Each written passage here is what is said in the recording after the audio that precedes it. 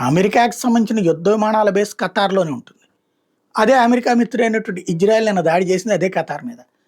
ఖతార్‌లో ఏదైతే హమాస్ తీవ్రవాదులకు సంబంధించినటువంటి రాజకీయ విభాగంతో చర్చలు జరుపుతూ ఉండగా, ఇజ్రాయెల్ ఏకంగా మిస్సైల్ దాడులు చేసి అక్కడ విధ్వంసం సృష్టించినటువంటి నేపథ్యంలో 6 ప్రాణాలు కోల్పోవడం, బిల్డింగ్ కొలాప్స్ అయిపోవడం, ఆ చుట్టుపక్కలంతా విధ్వంసం జరగటం, నేరుగా ఖతార్ అనేటటువంటి దేశ సార్వభౌమాధికారాన్ని దెబ్బతీస్తూ ఇజ్రాయెల్ చేసినటువంటి దాడి నేపథ్యంలో ఖతార్ విషయంలో EU స్పందించింది. అందరూ ఖండించారు ఐక్యరాజ్యసమితితో సహా. కానీ రియాక్షన్ లేదు. యాక్షన్ జరిగింది. యాక్షన్‌కి రియాక్షన్ ఉండాలి కదా! అరబ్ దేశాలన్నీ కలిసి ఇజ్రాయెల్ మీద దాడికన్నా వెళ్ళాలి. లేదా ఖతార్ తరపున అమెరికానా దాడికి వెళ్ళాలి. ఎందుకంటే అమెరికా ఎప్పటినుంచో ఉండాలి. కానీ అమెరికా మిత్రదేశం ఇజ్రాయెల్. కాబట్టి అదేం చేయదు.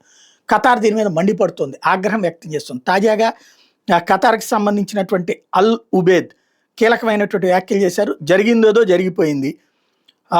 మీరు గనక ఏది అమెరికా కనుక ఇజ్రాయెల్ మీద దాడి చేయకపోతే దీనికి ప్రతీకారంగా మేమే దాడి చేస్తాం అన్నటువంటి విషయాన్ని చెప్పుకొచ్చారు. ఖచ్చితంగా మాతో కలవాల్సిందే అన్నటువంటి పాయింట్ చెప్పుకొచ్చారు. లేదంటే వేరే కూటమిలో కలవడానికి సిద్ధంగా ఉన్నామన్నటువంటి వార్నింగ్ ఇచ్చారు. అంటే లైక్ రష్యా కూటమేమో మరి.